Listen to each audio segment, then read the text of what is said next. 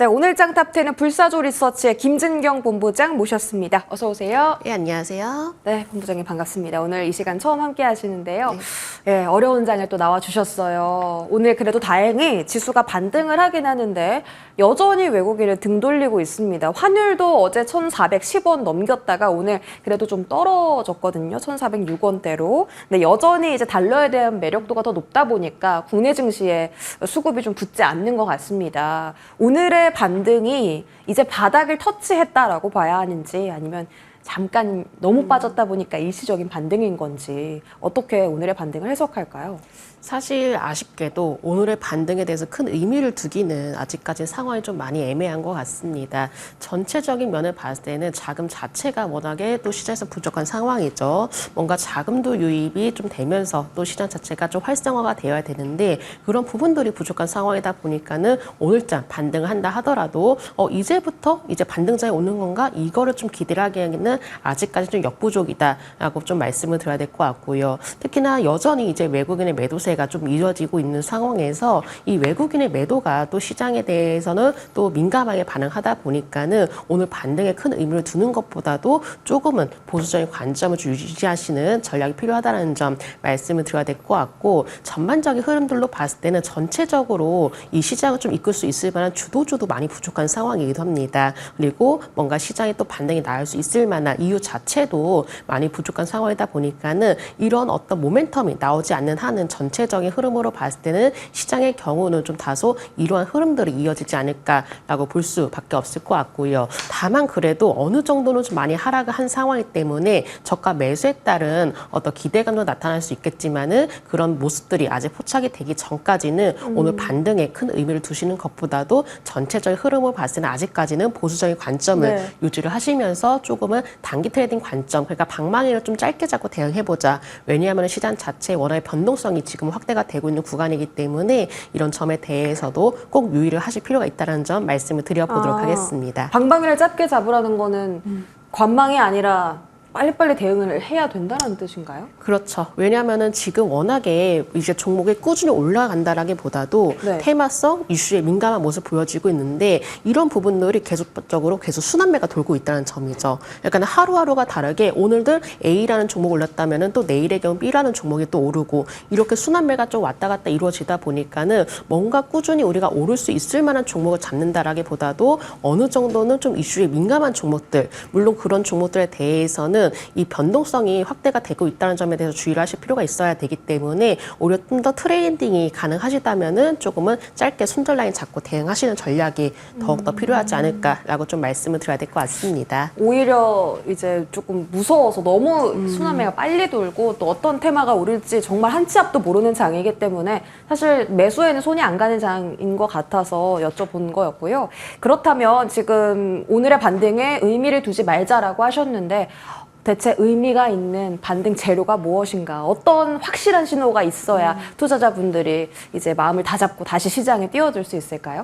네, 아무래도 사실 지금 우려감이 제일 큰 문제가 이제 바로 트럼프의 2기거든요. 이제 트럼프 이제 당선인이 취임 이후에 뭔가 좀 더 자국 보호에 대해서 좀 강력한 정책들을 좀 내놓을 것으로 예상되기 때문에 아무래도 이런 여파들이 우리나라에게는 피해가 되지 않을까 이런 우려감이 더욱더 확산이 되고 있다 보니까는 시장 자체에 대해서는 부담감이 커질 수밖에 없는 거고요. 그렇다면은 일단 이런 우려감을 반영을 하고 어느 정도 좀 더 극복을 해 나가는 모습이 포착이 되는 부분도 필요할 것 같고 아직까지는 동안 시장에 뭔가 또 크게 부담이 되고 있는 부분들이 바로 수급 요인이라는 점이죠.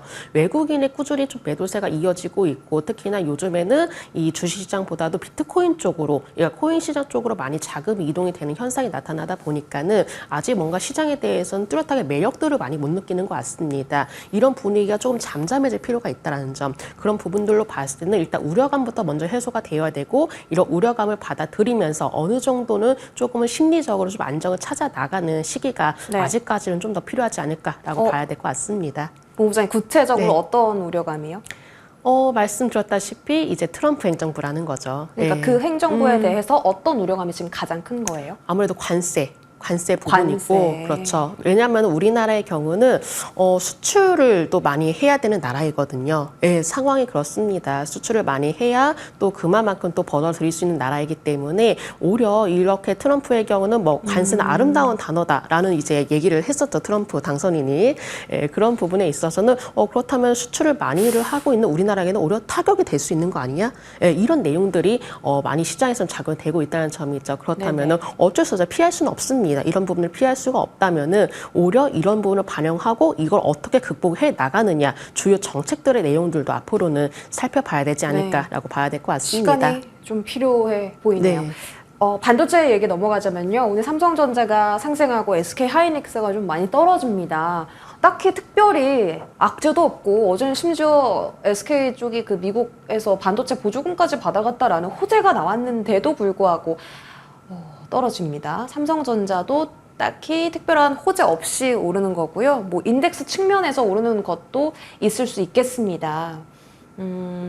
엔비디아 블랙웰 지연, 뭐 LPDDR 점유율 떨어지고 디램 가격 떨어지고 이건 뭐 내년에 계속 이게 이렇게 이어질 거다. 디램 가격 부진하고 이런 것들이 그런 이유 때문에 더 압박을 최근에 또 받았었는데요.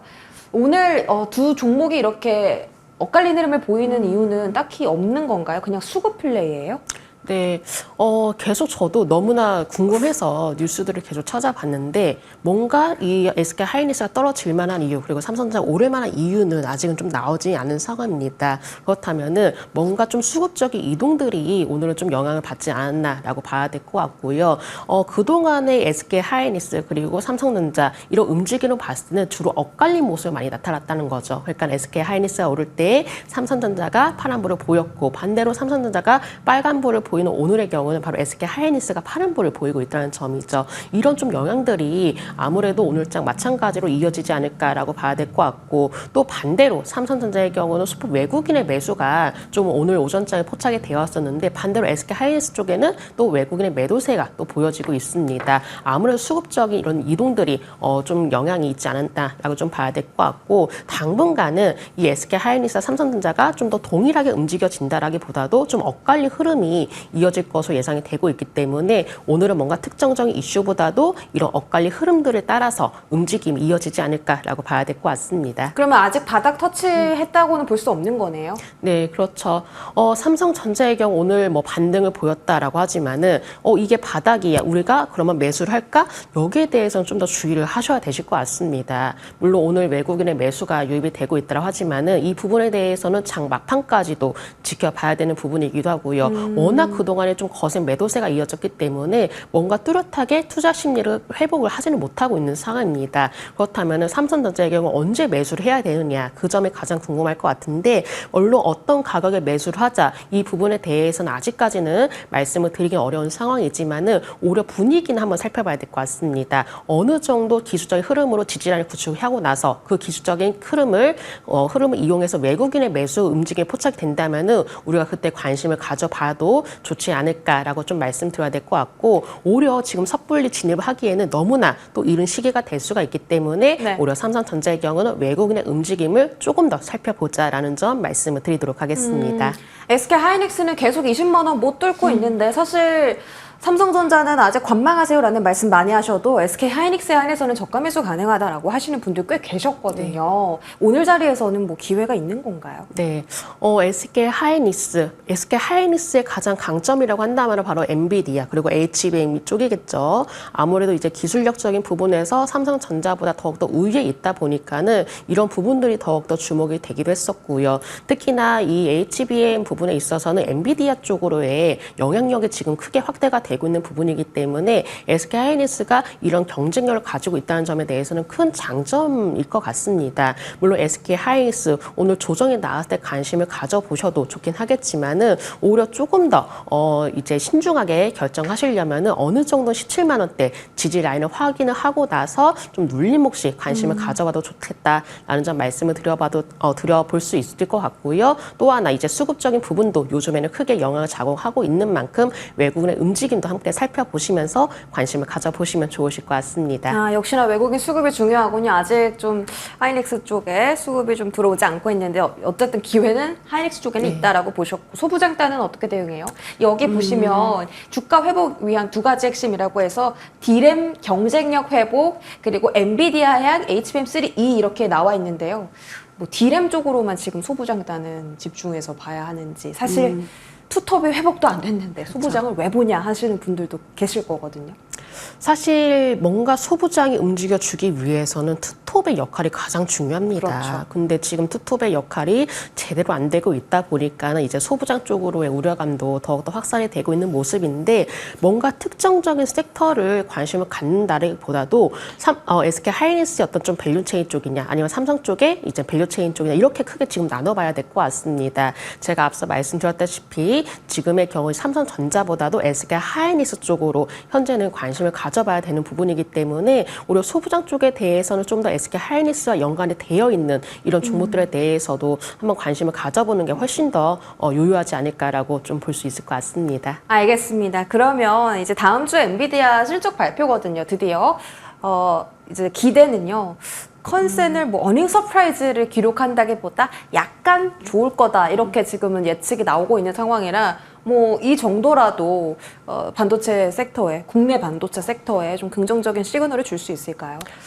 뭔가 상승을 이끌어낼 수 있을 만한 촉매제라고 보기에는 어려워요? 다소 조금 부족합니다. 아. 예, 물론 엔비디아에 대해서 실적에 대한 좋은 이야기들이 나오고 있지만은 이런 내용들의 경우는 어느 정도 좀 예상을 하고 있는 부분이거든요. 약간 투자자들은 또 이미 내용들을 받아들인 상황이기 때문에 뭔가 진짜 깜짝스러운 내용들이 아닌 이상은 그래 이 정도는 어느 정도 좀 봤었잖아. 그래도 좋게 나왔네. 이런 반응일 가능성이 높기 때문에 상승의 촉매제가 되기에는 다소 무리수이다 좀 봐야 될 것 같고요. 지금의 경우는 이 엔비디아 쪽에 대해서는 뭔가 조금 더 경쟁이 좀 더 치열해지지 않을까라는 우려들이 좀 확산이 되고 있습니다. 그런 내용들이 일단 국내 반도체주에게는 어떻게 움직여질지 여부가 가장 중요하다라고 생각이 들고 있기 때문에 오히려 엔비디아에 대한 실적 기대감보다도 엔비디아를 둘러싸고 있는 이런 우려감들이 우리나라에는 어떻게 영향을 미칠 수 있을지 그런 부분에 대해서도 조금 더 초점을 맞춰야 되지 않을까라고 좀 봐야 될 것 같습니다. 알겠습니다. 반도체에 대한 이야기 들어봤고요. 저희 트럼프 트레이드로 넘어가겠습니다. 자, 일단 트럼프의 가장 큰 피해를 볼 수 있다라고 지금 평가를 받는 곳이 2차 전지 섹터인데요. 오늘 강합니다. 삼성 SDI도 4% 급등하고 있고요. 2차 전지가 왜 이렇게 강한지 좀 궁금하고 그다음에 LG 에너지 솔루션에 대한 또 긍정적인 리포트도 나왔어요. 신형 배터리 수요 지속 증가 업종 최선 우주다. 유진증권에서 꼽기도 했고 LG 엔솔 밸류체인 라인들은 사실 좀 주가 흐름 탄탄하거든요. 최근에 LNF도 그렇고요. 2차 전지 쪽은 피해주라고 하긴 하지만 사실 과도한 우려였다라는 평가도 지금 계속 실리고 있는 만큼 이쪽에 대한 투자 전략은 어떨까요?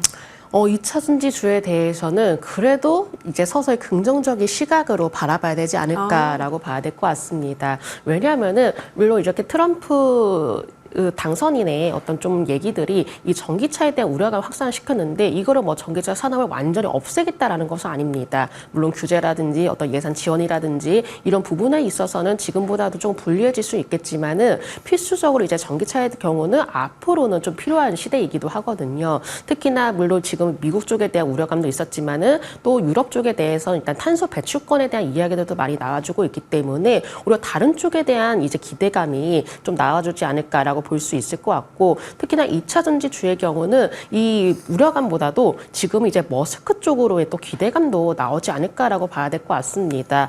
일론 머스크가 일단 중요 요직을 또 앉게 되었는데요. 어쨌든간 지금 이제 시장 속에서는 트럼프 관련주 그리고 머스크 관련주 이런 관련주들이 워낙에 지금 더욱더 초점이 맞추어지고 있는 상황이기 때문에 2차 전지주에 대해서 막상 우려감만을 가지는 것보다도 어느 정도 우려감도 많이 반영이 되었고 그리고 유럽 쪽에 대해서의 어떤 기대감도 형성이 될 것이고 또 머스크의 힘도 앞으로는 좀 더 작용이 되지 않을까라고 생각이 들고 있기 때문에 2차 전지주에 대해서는 충분히 낙폭 과대가 된 상황에서는 서서히 관심을 가져보자라는 점을 말씀드리도록 하겠습니다. 좋습니다. 2차 전지 섹터 지금부터 긍정적으로 봐도 괜찮다라고 하셨고 오늘 유독 강한 게 삼성 SDI잖아요. 기관 순매수가 좀 많이 들어오는데요.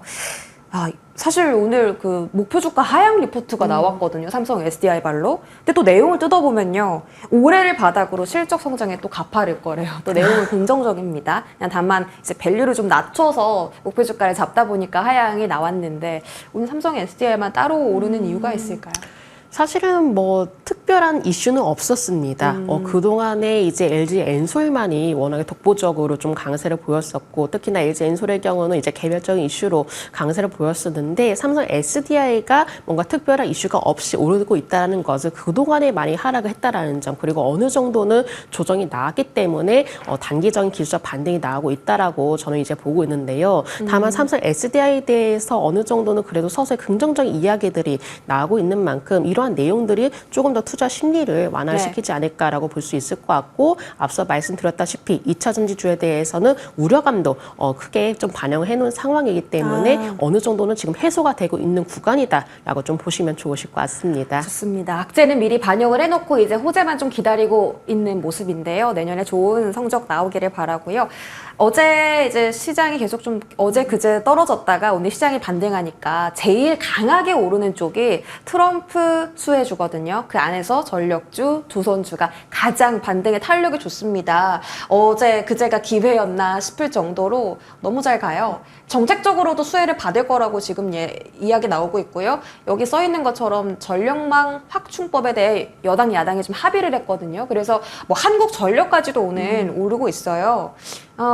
이쪽은 좀 긍정적으로 보세요. 전력 설비 쪽. 전력 설비주, 저는 그래도 조정이 나올 때마다 관심을 가져보자라고 좀 말씀을 드리고 싶은데, 왜냐하면은 전력이 앞으로 산업이 발전하는 거에 있어서 정말 필수적으로 이제 쓰여질 것 같습니다. 인프라가 워낙에 확대가 되고 있고, 또 트럼프 이제 당선인도 마찬가지로 인프라를 확대를 하겠다, 이런 얘기들이 나오고 있다 보니까는 이 미국 쪽에서도 지금 많은 전력이 필요로 하고 있고요. 특히나 빅테크 기업의 경우는 많은 그 데이터 센터들 위해서 이제 전력이 필요한 상황이기 때문에 전력뿐만 아니라 이제 원전까지 지금 나서고 있는 상황이거든요. 이런 부분들로 봤을 때는 충분히 성장 동력을 마련하고 있다라고 볼 수 있을 것 같고요. 다만 오늘의 경우는 갑작스럽게 또 큰 폭의 상승으로 보여지고 있기 때문에 가격적인 면에서는 다소 부담이 될 수가 있습니다. 그렇기 때문에 오를 때 따라 잡으시는 전략보다도 어느 정도는 좀 더 눌림이 왔을 때는 관심 가져보자라고 말씀을 드리도록 하겠습니다. 그럼 전력 인프라 중에서 변압기랑 그 전선, 원전 이렇게 여러 테마 나뉘잖아요. 가장 긍정적인 게 어디라고 보세요? 저는 원전이라고 말씀을 드리도록 하겠습니다. 원전 안에서는 두산 에너빌리티?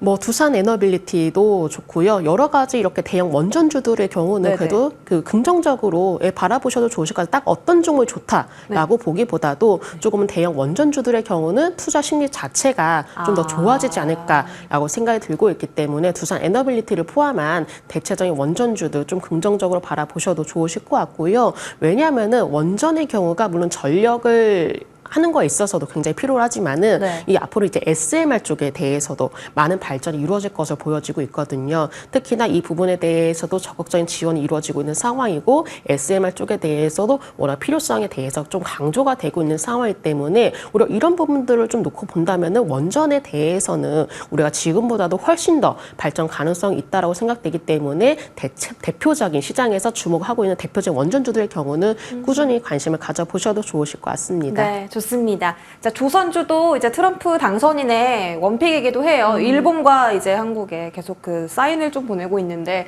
잘 찾아보니까 그 군함 자체를 수주를 넘겨주는 게 아니라 수리 부문이라고 하던데요. 그 보안 때문에. 그럼에도 불구하고 조선주는 뭐 트럼프 임기 내내 잘 갈 거다.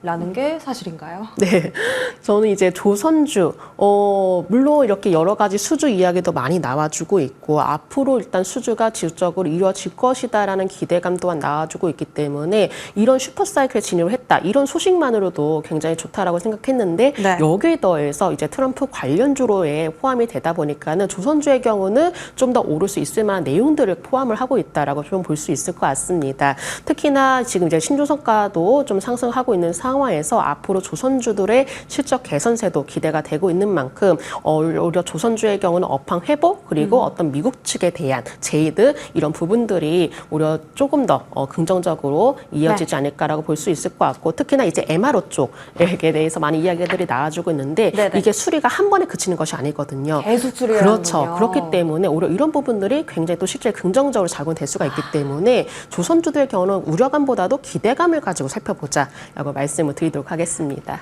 네, 좋습니다. 마지막으로 엔터주 체크해 볼 텐데요. JYP 엔터 호실적을 공개하면서 주가 날아갑니다. 사실 어제도 그 급락장에서도 잘 버텨줬던 쪽이 엔터 섹터였거든요. 내년에도 좋다고 하는데요. 엔터는 계속 매수 의견이 가능한 섹터인가요? 물론 바닥권에 있는 업종을 살펴보고 싶다라고 한다면 저는 엔터주 말씀드리도록 하겠습니다. 연말이 다가올수록 이 콘서트에 대해서 관심도 높아지고 있고 요즘의 경우는 물론 아티스트들의 활동도 중요하지만은 네. 아티스트와 연관이 되어 있는 굿즈에 대한 매출도 또 크게 작용되고 MD 있거든요. 상품. 네, 그렇죠. 그렇기 때문에 이런 부분들이 또 엔터주에는 조금 더 호실적으로 좀 영향을 주지 않을까라고 볼 수 있을 것 같고요. 특히나 이 지금 엔터사들을 보면은 이 아티스트의 공백을 좀 메워나가는 노력들을 보여지고 있습니다. 특히나 엔터주들의 이제 특성상 가장 중요한 것이 아티스트가 어떻게 활동하느냐, 또 얼마만큼 또 흥행을 이끌어줄 수 있느냐 이런 부분이 가장 중요할 것 같은데 이 주요 아티스트들의 컴백이라든지 어떤 활동에 대한 소식들이 꾸준히 이어지고 있고 이렇게 대형 엔터사들의 일단 긍정적인 내용들이 좀 적용이 된다면은 엔터주들 충분히 지금 낙폭 과대가 된 상황에서는 관심을 가져봐도 좋다라는 점 말씀드리겠습니다. 네, 이렇게 엔터까지 알아봤고요. 지금까지 불사조 리서치의 김진경 본부장과 함께했습니다. 고맙습니다. 네, 감사합니다.